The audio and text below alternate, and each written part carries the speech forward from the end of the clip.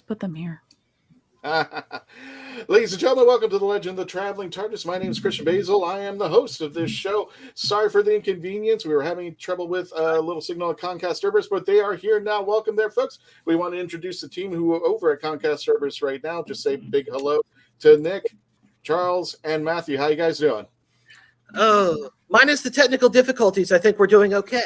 Okay, this is probably going to be the shortest panel podcast we ever had, but hey, we're going to be talking about this. And today, now, what's that? Last time I was on the show, I was younger than I am. Yeah, you had a beard.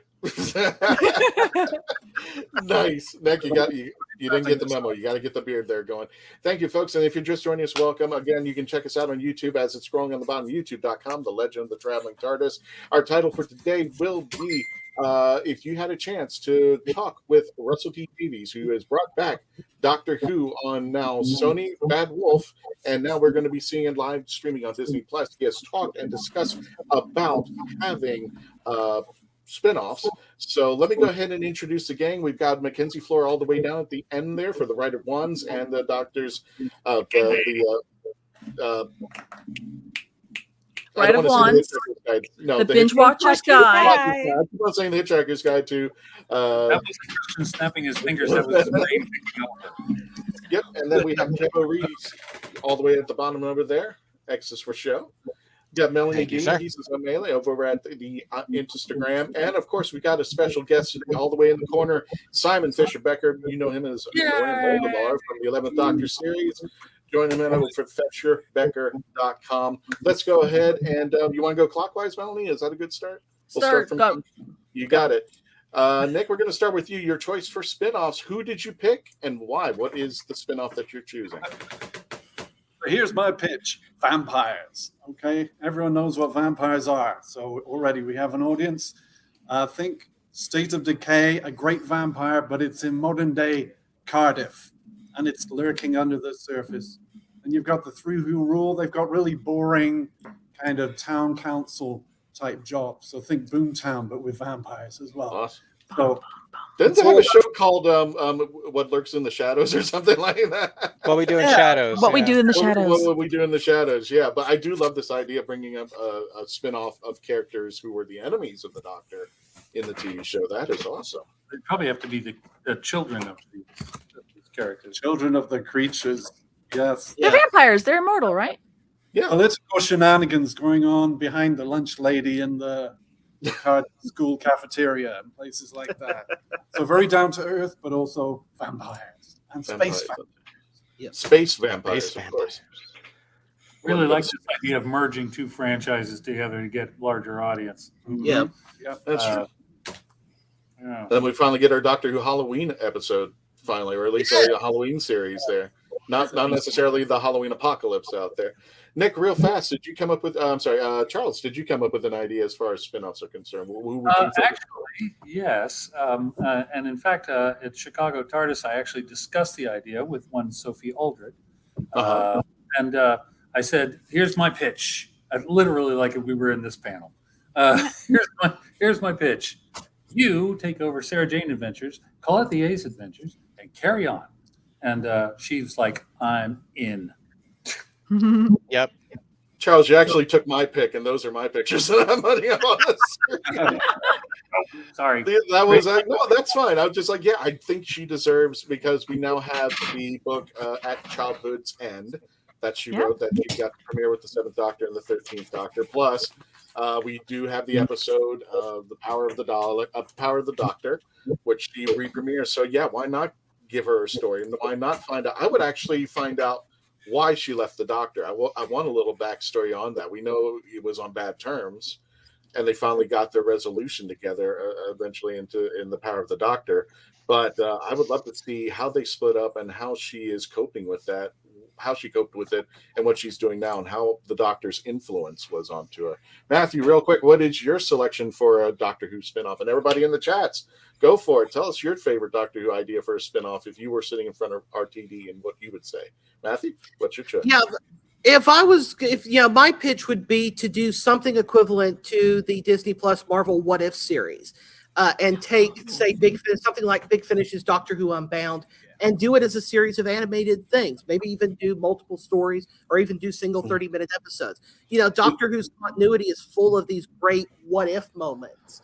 What if Adric had lived? Also, it's completely irreconcilable. Yes. So that's the best. Yeah, and you don't have to worry about continuity, and it's a great way to bring in people who, as we've seen with Big Finish, may not be willing to or have the time to come in and do a TV spinoff or, have thriving careers of their own or may look more, too different to reprise their roles, would have the ability to do that now in a different I love context. that. That's a great idea. What if series out there.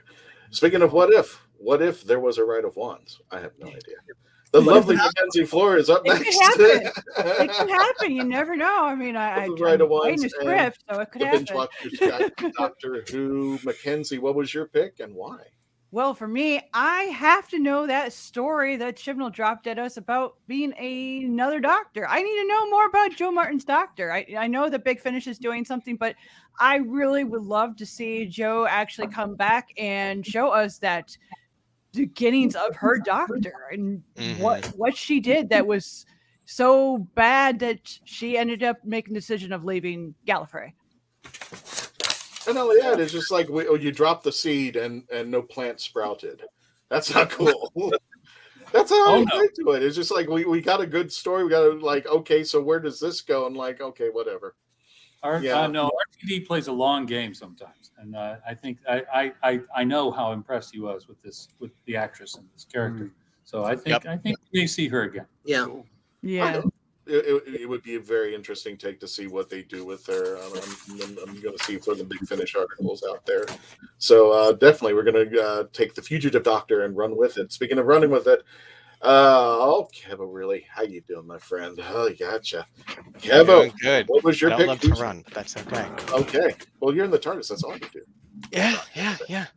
Kevo, my sort of cop-out answer is something along a generalized version of sort of what Nick, I believe, was pitching, like the what if, but like sort of a Tales from the Time Vortex, like an anthology, so we can see a bit of everything. But I understand that that's sort of like literally saying, I just want a spin-off that's everything. So my more specific pitch would probably be something with the Time Agency. We've heard a lot about them in the background, and Unit is really cool, but I'd really love to see something a little bit more Star Trek, a little bit more sci-fi. You could have Captain Jack come back. I was saying to you that I think Russell Tovey would be a really great lead as Midshipman Frame, and plus get all that really queer energy up in there. He'd be an amazing leading man, and so I think Time Agency is now something I accidentally sold myself on as a spinoff I really want now. But what about Captain Hart? I mean, he was. I felt. Sure. Of course, you want to bring in James Marsters back to do that, and I love their interaction out there. But yeah, we also got a drop on Midshipman Frame. He just showed up, and then they had something going on, and then that was the end of it. But you would think he was the next thing in Torchwood, but it just didn't happen out there. Also, if you want to catch with us, youtube.com/The Legend of the Traveling TARDIS. You can watch on your cell phones if you're at Kasterborous and chat with us live out here. Tell us your choices as to why. Speaking of which, we're going to bring in the lovely Melanie Dean and her pick as far as spin-offs. Melanie, what did you pick? I picked The Last Doctor because I really, really, really like Jackson Lake. I want that extra doctor who wasn't sure that he was a jock. He didn't think he was a doctor. Aww. And then I thought it was great also having Rosalita because she was an amazing companion. I thought that this was such a great little... they already had a great chemistry off of each other. They already had like this. I like that it was very much set in that, in a different period of time. Yes, I love the episode itself where you have who we know is a doctor, but we kept playing with is he, isn't he, all that kind of fun. And we realized, okay, well, he isn't. But like a lot of the spinoffs that you don't necessarily have to have superpowers or be like the Paternoster Gang or even maybe a Django and Lightfoot or Sarah Jane. You can just do doctorly things and try to save the world in your own way. And I would absolutely love watching David Morrissey and Vilile going off in this time period with their balloon and not even his just normal, not the kid, Sorry, I don't. But with his little just keep playing off the fact that he's got a regular screwdriver, and I think it would be a fantastic, fun spin-off kind of show. I think it'd be absolutely amazing. Now, would you want it post 10th Doctor or pre 10th Doctor? I like the idea of being post. I really do like the idea of that both of them know their mortality. Granted, it might be more of a what if kind of spinoff, maybe that would be to have him thinking that he's still immortal and he's the Doctor and all that kind of fun stuff. If we did a what if kind of thing, and you're realizing, brother man, you're gonna die, that would be kind of interesting. But I don't know if you want to put the audience on the edge of their seats for every episode that you're thinking he's gonna. But I mean, it could be timey-wimey. We could have maybe flashbacks or something. That would be kind of little. I think that would be. Is you have the series now. He knows he's not the Doctor. He knows he's not a Time Lord and all that fun. But you can always have these little either flashbacks or those asides, because I could see Rosalita going, oh yeah, like when you thought you were immortal and you did this, and this, and I had to go save you. Remember that? And you could just see him like, Rosalita, not right now. And then and off we go. You could even have his past coming back to him. You know, he went off and did something while he thought he was the Doctor, and now he has to deal with the repercussions of that. Yes, that would be amazing. Like somebody he's already saved or something he's already done, and then they're just coming back and they think that he's he's the Doctor. He's done this, and he's kind of like, yeah, absolutely. That's. Oh, I gotta go. The kettle's on. That kind of thing. So yeah, I think that would be just a fun spinoff. Just can you get David Morrissey for that, please? And Valile. We need to get both of them. So have a post series, but we still have some pre episodes, maybe one or two. Or something. Or just verbal callbacks. Because I do want to see the dynamic between the two Jackson Lakes, where it was where he felt he was the Doctor, and the way he was, treating Rosita as the companion. And now today, when he's got the final revelation, it's like you can tell that dynamic is going to change between the two of them, especially now that he has a son that he has to raise and everything. And just like, oh, well, the world of the Doctor didn't end there with the Cybermen. There's still things going on. There's going to be some kind of backline Torchwood that he's got to deal with. So, but he's still being perceived as the Doctor during his time, even though he knows he's Jackson Lake. But he's like, I'm going to run with this title. I don't want to write off the kid, but I'm very much someone that don't put the kid in there for casting. Okay, just let him have his adventures and know that he's alive. He can't be bringing his kid along. Ugly. I can't. So ugly. Not sorry. It would be a grown adult, but it would be really cool if you did. But wouldn't it be cool though if you do a spinoff and you have a Doctor now, like Shooty shows up? I think that would be kind of cool just to check on. Hey, how are you doing? I found your child wandering the streets. Can you collect this? I don't know. I'm also thinking how, like I said, how Torchwood might play into it a little bit. That he's kind of weeding out and everything, and there's certain things that are checking up on him. Like he's took the moniker of the Doctor, but everybody thinks he's the real Doctor, but he's not. He's just keeping up this moniker because he's appreciating the real Doctor. But I still can't get over the fact that he's the governor as well. I can't. He's just... The one thing I would tell RTD that's absolutely non-negotiable is that I do want a budget for a balloon. There needs to be the balloon. I love the balloon. I like the idea of floating the balloon. around with the balloon. It's even easier to do the balloon now.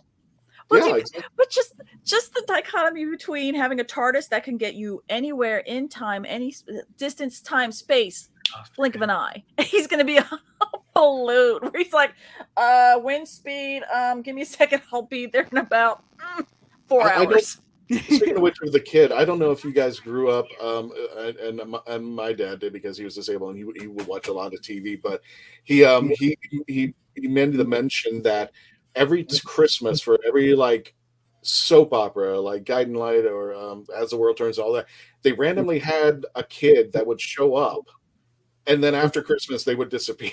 And I'm thinking okay, I guess that's how they write him off. He'll just disappear, or he's gone off to school. Happy Days.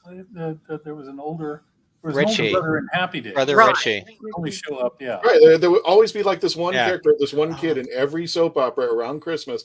2 or 3 kids would Jeff? show up. We don't know who they belong to, and then they would never be seen again after Christmas, after the I'm holiday. trying to think who's the kid from who they brought in the younger kid at one point on. Was it Married with Children who one day just went upstairs and never came back down again?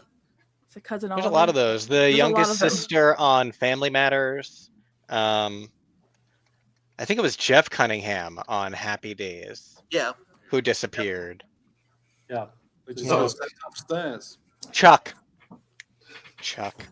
Oh, cares? Well, somebody we hope never R.I.P. disappears, and we welcome Very him. well. And we bring a special guest. Not only is he part of Team TARDIS here at the Legend of the Traveling TARDIS, but he has been on the show proper. Ladies and gentlemen, if you're on the panel out there, give a big round of applause for Mr. Simon Fisher-Becker. You can check out his website at fisherbecker.com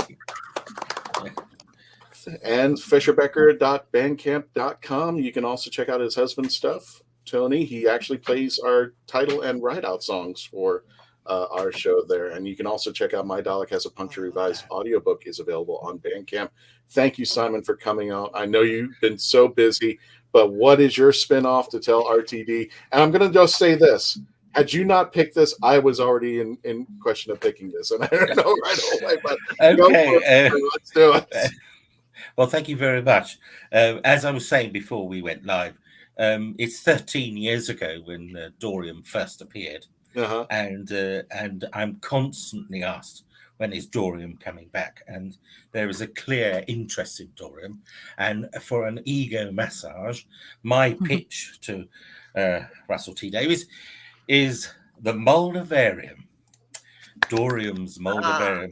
Yes. And it's got sort of 3 sections to it. Basically, the Moldavarium is Dorian Moldavar's lair, where all his business activities take place. And I envisage it to be a sort of cross between Rick's Bar in Casablanca and the United Nations.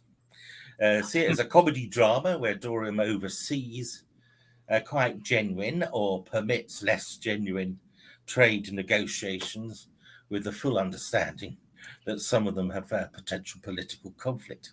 Mm-hmm. And it would be an opportunity also for Dorian to meet some of the characters and enemies of, as well as friends of, the Doctor as we know it up to now.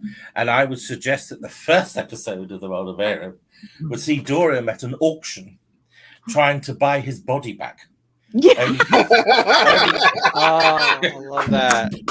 Only to find that there's a rival bidder. Dun dun dun. So the sort of second part to that is, as an intergalactic black marketeer with some high status, he wouldn't have handed over the vortex manipulator without having tried it. Well, under the guise that he has to make sure that everything I sell works.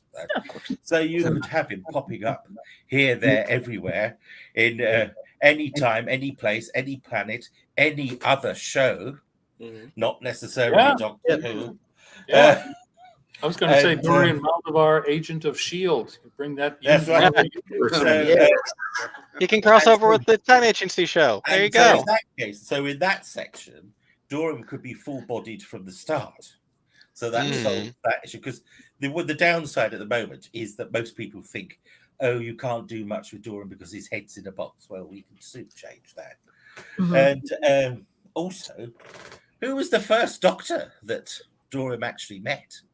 With the vortex manipulator, he could have met Joe Martin, or even the Doctor before Joe Martin, or take it the other way around.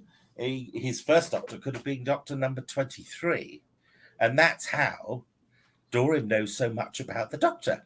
Yeah, and I thought it would also give an opportunity for us to find out what the debt is that Dorian owes the Doctor. So then the third part of this, because my bank manager encourages the idea, is that with the vortex manipulator, he can turn up anywhere, but he could also be, because we know that Dorian is a bit like an onion. There's multiple facets to him. I thought he could be a little more mischievous, a bit like Q in Star Trek. Ooh. Yeah, and that he could deliberately make things difficult for the Doctor or whoever, but with his tongue in his cheek and having fun. But to steer clear of Durham actually being as dark as the Master. So I hope that works out. I've called Moldovar's maneuvers because I wanted to have the alliteration, and the occasional regular in the standard Doctor Who series, just because it would be a hoot. Yeah. So I like this one. When you told me about this title that you're coming up with, the Moldavarian, I was just like, I don't know why. And then you mentioned Star Trek, and I said it's Lando Calrissian runs Deep Space Nine. Yes. And instead of the Doctor going out to planets and meeting new aliens, the aliens come to you. Yeah. And it's just this comedic scene. Like even the Daleks will show up, and you're like, yes. Really? I mean, because so it's to keep the audience thinking, okay, what is Doreen really up to? Have him meeting, the Daleks and the sci-fi. I like it. Thumbs up. The Sea Devils. And we've got some folks in the chats. Thank you, Laura. I don't know if I pronounced it wrong. I apologize. If you're at Kasterborous, hey, you can get into the chats too. Laura Averett, did I get that right? Yeah. Yep, she's in the audience. Hey, Laura. Yep. We bring her up here. Yep. Hi from the con. My spinoff would be The Adventures of River Song. Yeah, I think everybody got that, like on their second or third level. Hi. Hey, Laura. Hi. What does she get up to when she steals the TARDIS plus the love story on her timeline? I still want, if she had that alcoholic, don't tell dad, what else has she got hidden in the TARDIS that he doesn't know? What else is she smuggling out there to borrow the TARDIS out there? Laura, can you explain to us some ideas that you yeah, because in the episode where she doesn't know that the Doctor is the Doctor yet, and she's basically woman-splaining to him that it's a time machine so she can steal it anytime she wants, and he's never known before. So what all has she done? What does she get up to? How often does she steal the TARDIS? And what is she doing? And, I just want to know what she's up to. Like, what kind of adventures is she running in the background that no one knows about because the Doctor didn't realize she could steal his TARDIS? And not only that, with stuff in it as well. Yet it is said the same thing. A River Song spinoff would be my choice too, or the Paternoster Gang. Bonus points if we get a Matt Smith cameo. Yeah, that would be nice. Yeah, so that's mine. I love it. Well, thanks, Laura. Thank you, Jimin. Thank you. Thank you for joining. Thank you for subscribing. Austin Gibson, if you're over there, get on the screen. We want to see you guys out there. Thank you again to Kasterborous and everybody out there. Austin says, I would love one just of the Doctor's enemies, especially the Daleks, even though it don't fit, put them into random places like the one from the library who says who turned out the lights in different ground to change battle or in different parallel times. Could also do other Doctors face enemies. Only the Doctors have face like the guys from the library. Another idea is the Doctor gets stranded at different places because the TARDIS keeps breaking down and he has to use his stuff as to where he fixes it. Well, they do have a series called Stranded. Yeah. Big Finish. Yeah, Big Finish. Finish has it. And Eighth Doctor. a spoiler for tomorrow's panel, just to let you know out there. So, yeah, that would be great. Simon, I'm ready to promote that show. I'm ready. Well, I'm ready to get a Kickstarter on this thing. Right? Yeah, I'd very much like to explore with it, both as a performer and as a writer. And I've got lots of ideas for just individual episodes. So I had to think a bit broader when you wanted an actual spin-off series, as it were. So individual episode ideas, I've got buckets of them. But there we go. No, but I like the idea because we've had spin-offs. We've had Doctor Who Prime, then we had Torchwood, which was more of an adult. Sarah Jane was more of the kids' adventure, and Dorian could be something of I don't want to downgrade it, but more of a comedic and lighter sense. Yeah. Yeah, no, I see it as I said a comedy drama. Yeah. Yeah, exactly. And just to Because I think make it slightly lighter so that when Dorium does something really dark, because he has to, because in my opinion, the difference between Dorium and the Doctor is when the right thing needs to be done, right? But it's a problem and it's going to be difficult. The Doctor tends to have angst over it, whereas Dorian will say, "No, that's the right thing to do. Just get on with it." You know, so be more balanced. Yeah. Well, no, I don't know, but it would also, with that, be interesting to play with how Dorian does deal with things. That whether, in fact, he has a much softer inner side, but he tries to disguise it. Do you want Dorium to be just the head in the box the entire series through? No. Or at some point they get connected again and we're good to go? Yeah. No, I must admit, the auction to buy his body tickled me. I love that idea. That's that first arc. Let's get this back together. Get back together. But you can't have, I mean, in the straight series, for example, I mean, with the proper series now, Kuti could probably be rummaging for something in some wardrobe, and then suddenly the box falls off the shelf. Yeah, and you hear "ow." The fact that, like, well, we know Bonnie Langford's going to be in the show Prime. She opens up like a place, and she opens up and she sees your head and goes, "You tell her the doctor. You tell her that the doctor sent you." And then there were all. Or what would be quite good is if she does, and she opens it up, and then her line is, "Dorium." Yeah, I love that. That would be cool. So she knows. So then that opens up the question: how does she know Dorium? Yeah, she's with satellite lit, so we don't know where they went. Yeah, that's good. Yeah, so, and maybe you could have that with quite a lot of the former companions, and then the new ones finding him. Because there was one episode idea I had when something along the lines that Dorium actually manipulated the situation so that there was the Doctor, a couple of companions, and Captain Jack, who things aren't going a certain way because they're all being stupid, and so Dorium sets up the situation so they actually end up in a vacuum somewhere, and he won't let them out until they've actually sorted out their problems. A bit like friends who fall out. Right? Go into this box, and you won't come out. You won't be fed or watered until you've sorted yourself out. Fed or watered. Well, it could be in the sense of the same way that Doctor Who runs, where you have that comedic. It starts off comedic. When I tell them you have cries of laughter and then you have cries of sadness, where we get the feeling, and the writer is bringing us all this comedic stuff, and then we find out we're really entering into a darker field. And then we get to see the soul of Dorian Moldovar even harder because either his past or a decision that he's made, or like you said, a deal that went down and now there's a rival guy trying to get his body. And it's like, no, it's not that I don't want you to have your body. I don't want you to be, I just want you to be ahead. Well, when there was the read through for the Pandorica Opens, there was a reference to Dorium's mother. Oh. No, I lie. It wasn't Pandorica. It was A Good Man Goes to War. There was a reference that she was a composer, and she wrote the attack prayer. So that's how Dorium knew about. Oh, good God, that's the attack prayer. Which made me think, what musical instrument does Dorium play?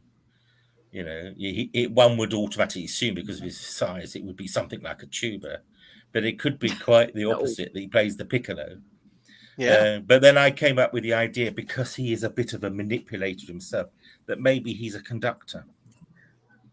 I almost think a harp, because then the strings, and then he knows how to pull strings. And then I thought that maybe I came across the idea that maybe it's his home planet that is in disaster. It's going to be destroyed, and his debt to the Doctor is that the Doctor gets off the planet all the surviving people, and of course the TARDIS can hold them all, and of course one is his mother needs to save. So I've got ideas and visual ideas of Dorium sort of there's the sort of cliche aspect that his mother looks up, and she sees Dorum, and Dorum places his hand on the window.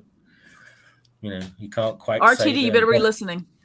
Yeah, and so he always is. I want We'll this. send it. does We'll send it. does Hey, the Daddy. doctor rescue? Does the doctor rescue his mother or not? Meow. Dun, dun, dun, dun, dun, dun. Right, and so, but I don't know, and because there may be a sort of Schindler aspect to Dorum. So. But anyway, as you can see, I've had plenty of time. Because as you know, at some conventions are incredible. Yeah, conventions are either incredibly busy or very quiet. So during the quiet times, I sit and think up these silly things. No, there's nothing silly about that. But speaking of conventions, unfortunately, we apologize in advance. We had some technical issues. Hopefully, tomorrow at noon Eastern Standard Time, we will be doing our Big Finish panel with our team, and for Sunday. So catch us then. And folks, for everybody over at Kasterborous, thank you for joining us. Don't forget to like, share, and subscribe up on our YouTube channel, our Facebook page. Wow. Facebook.com/A Legend of the Traveling TARDIS, 68,000 Whovians followers, and we are halfway to 69. That wasn't meant to be what Yes. sounded like. Enjoy it. Now that's another idea. Facebook.com, The Legend of the Traveling TARDIS. We got to go, folks, so that we can get to the new panel. Matthew, Nick, Charles, thank you for being with us. And as always, we have to end the show Tony's way. So, Tony, take us out. And thank you, and become safe and become part of the legend.